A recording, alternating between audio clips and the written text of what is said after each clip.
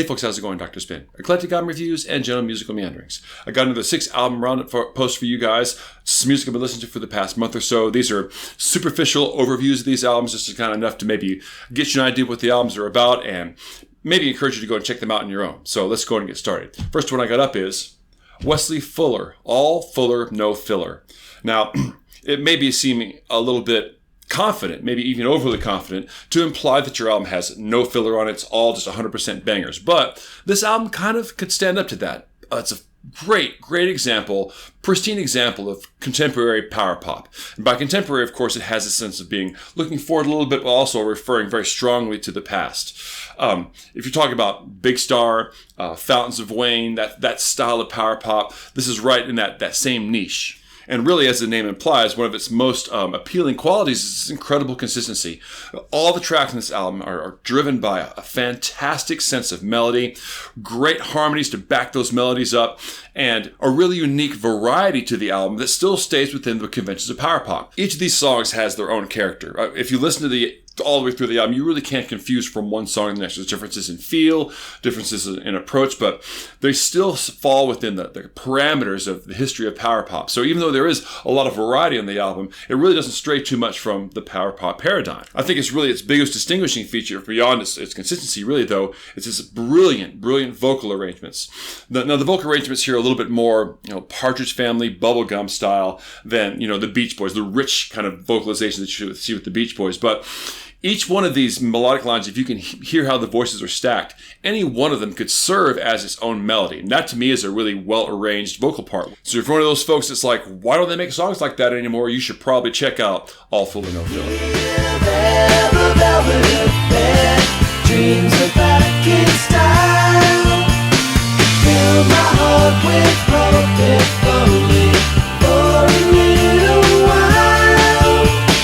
If I wherever you are, please return to me. Let me give you all my love through our eternity. Okay, next up I got Jack White's No Name. Jack White, who's the lead singer and kind of main conjurer for the White Stripes and the inventor of the Seven Nation Army lick of all things, is back with a new solo album. Now, since he left the White Stripes a while back, dissolved that unit, he's been making some solo albums, and oddly, those solo albums have kind of, in their own way, tried to distance themselves a little bit stylistically from the sounds that he had going on with the White Stripes. White Stripes is really defined by this punky blues, garage rock, very aggressive, very explosive approach. His solo albums have had that element to them, don't get me wrong, but they've also kind of portrayed him as more of a guy with a broader lens than just that, more of a producer, songwriter, multi-instrumentalist than just being, the guitar player and singer for the White Stripes. And that's sort of interesting because it diverges a little bit from the inroads he's taken to try to define himself as the guitar player for a certain generation of musicians. There's recently a video up where he went up with Jimmy Page, The Edge, and himself, like sort of a guitar head session, and held his own pretty well against those folks. So interestingly, he's been downplaying his guitar playing just a little bit in recent times, but he's really shredded that to little bits with No Name, because No Name's definitely the album that all the folks have been wondering where that White Stripes sound has gone. It's on this album. In fact, many critics, and I agree with a lot of them, feel like the aggression and the sort of off-the-chain feel of this album is a lot more aligned with some of the early White Stripes stuff, Elephant and Distill. Now, clearly, the deference that Jack White has for Led Zeppelin is inarguable. You can't listen to this album without thinking about, the connection he has with Led Zeppelin and Jimmy Page. That's a given. But I would also argue that, although, of course, there is that direct connection with Led Zeppelin, I also think the success of that connection, of that similarity, comes from a shared interest in common influences, meaning the blues, the old school blues. I think that he and Jimmy Page probably listened to a lot of the same people by way of recording. Robert Johnson, that Mississippi-style blues, as an influence for his own playing. So I think that's something that they share in their background that helps to sort of reify that Led Zeppelin connection. This album also, for me, has one of my favorite banger tracks from the entire year. This Tonight Was a Long Time Ago. It's such a fantastic tune with a great slamming groove, totally straightforward, but stocked full with melodic and rhythmic nuance. And before I confess all I know,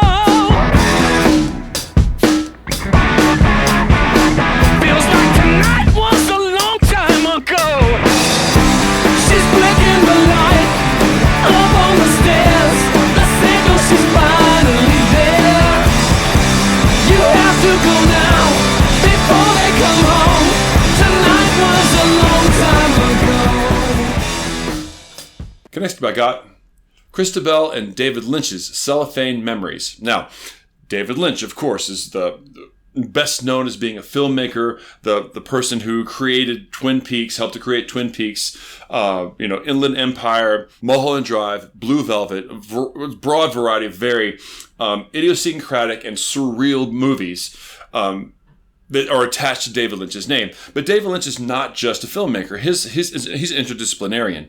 He's always done work with paints and other multimedia projects, and with sound, with music. David Lynch, even though he is a musician, he's not really doesn't have chops in the traditional sense. He's more of a sound designer. And Chrystabell is a sort of his most recent chanteuse. If you've ever heard me talk about David Lynch's and his iconography, about how he has certain things that happen in his movies that are sort of recurring images. And he's always kind of had this affinity for having vocal performances by very sort of like hypersexualized women with kind of bad backing tracks. And Chrystabell has kind of been this person for him, but it's never really played that role in one of his films. She was in Twin Peaks Season 3, but she was an actor in that one, playing like an next-gen FBI agent. So from that standpoint, this collaboration is something that has really never happened even though he and Chrystabell have had a long-term sort of collaborative relationship in film and in music. Now, the cool part about this is that it's an extension of David Lynch's work in both the best and worst possible ways, because David Lynch is very well known in his movies for having more questions than answers. His plot lines are always open-ended. There's no real sense of resolution, and all of the meaning in the movie is sort of imbued on the listener, the viewer. The people who are watching are the people that add meaning to it. And if you try to nail David Lynch down on any of this stuff, he always tells you, no, that's not really it. I want the viewers to pull the meaning that they get out of it.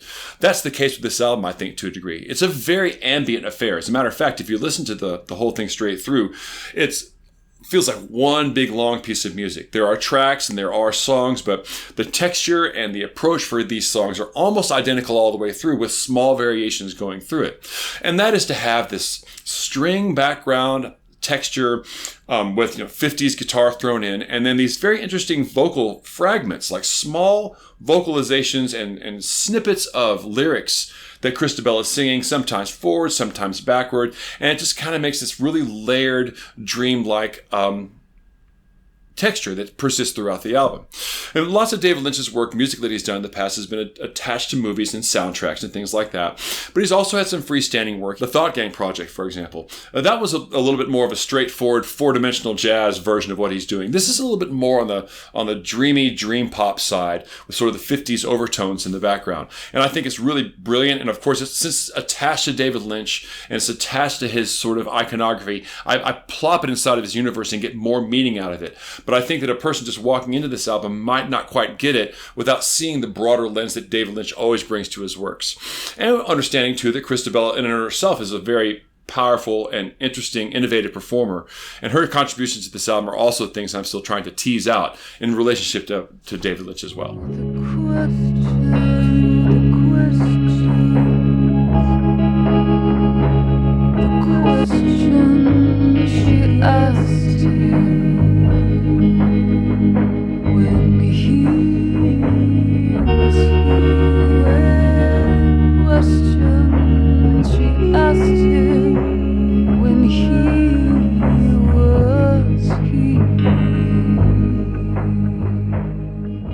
Next up, I got Alcest, Les Chants d'Aurore. This is the most recent album from Alcest, and I found Alcest myself several years ago with their Princess Mononoke-inspired album, Kodama. Loved that album, and at that time, they were very clearly associated what they call at the time black gaze style.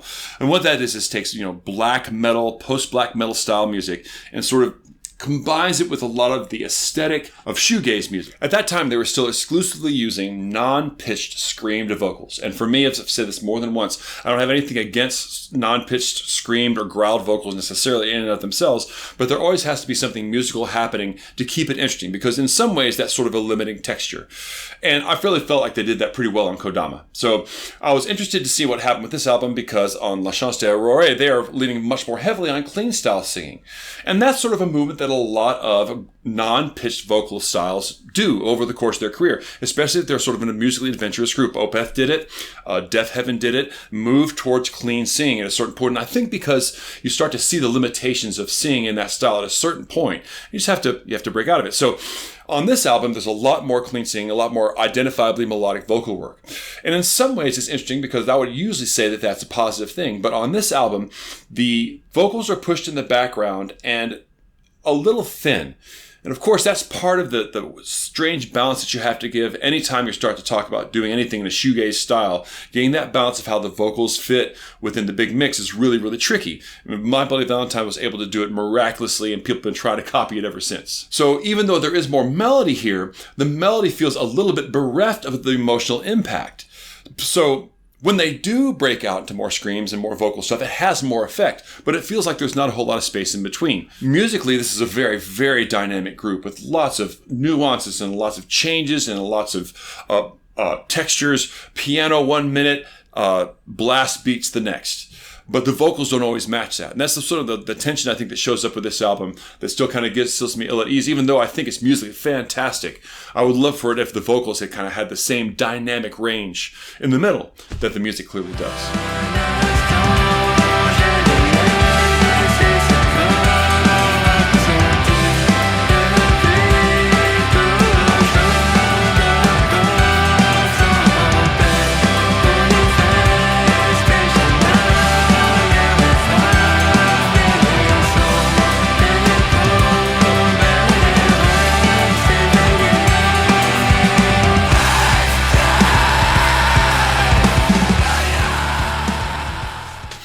Okay, next up I got the Ethnic Heritage Ensemble, Open Me, A Higher Consciousness of Sound and Spirit.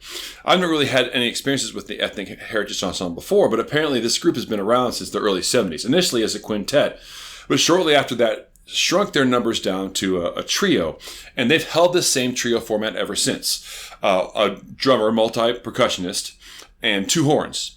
No bass player, no rhythm section.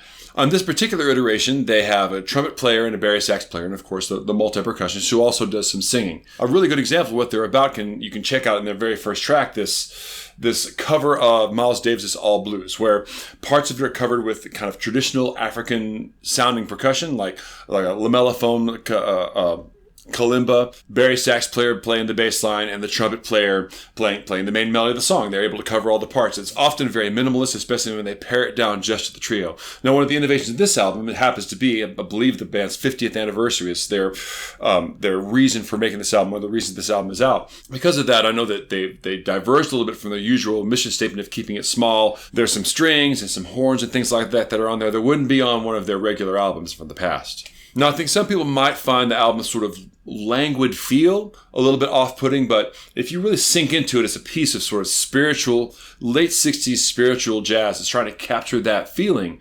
It's very expressive within that mode. All the playing is great, the soloing is fantastic, and the way that they reinterpret jazz classics with this sort of, African overtone to it is really very fascinating and keeps my attention going on the album, certainly throughout its runtime. That's thinking much, can't use it.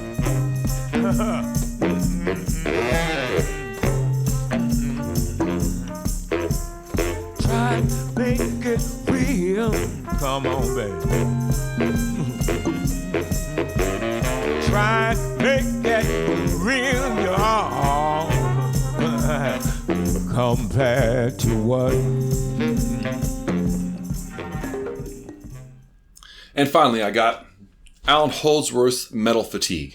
This is one of my few throwback albums on this particular post.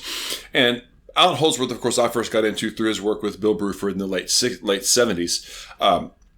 And of course, finding out more about him, was involved with UK and Soft Machine, and interesting guy that's probably one of the most underrated, overlooked players.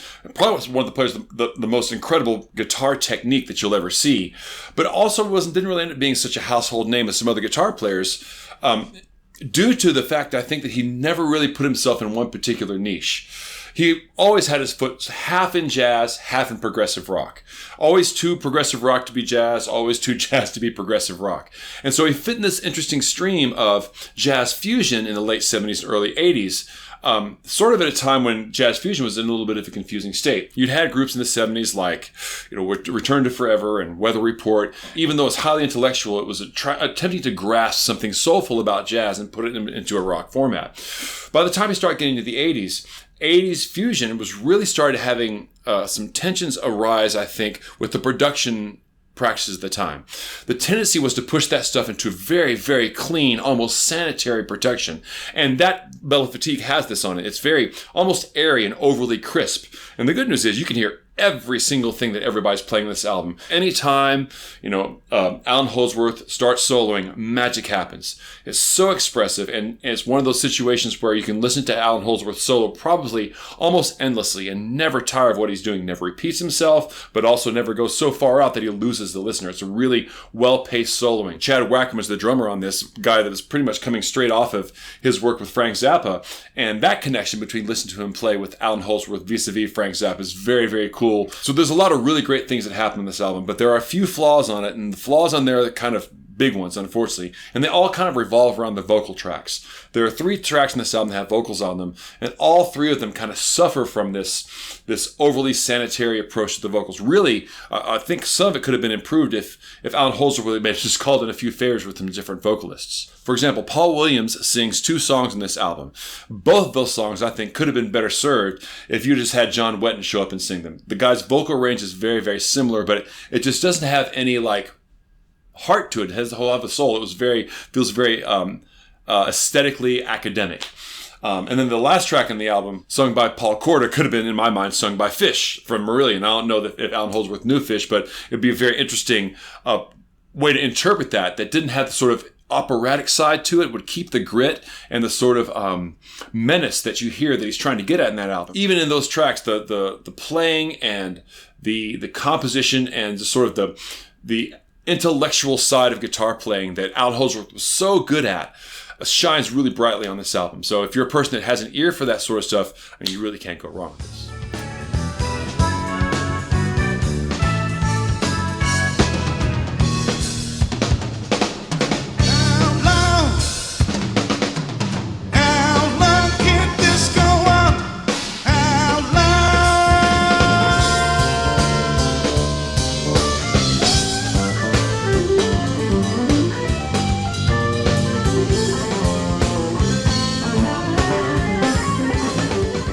Please like and subscribe and share this video out with your friends. Also, follow me over on Spotify. I've got all these tracks up and part of this huge list called Dr. Spin's Radio.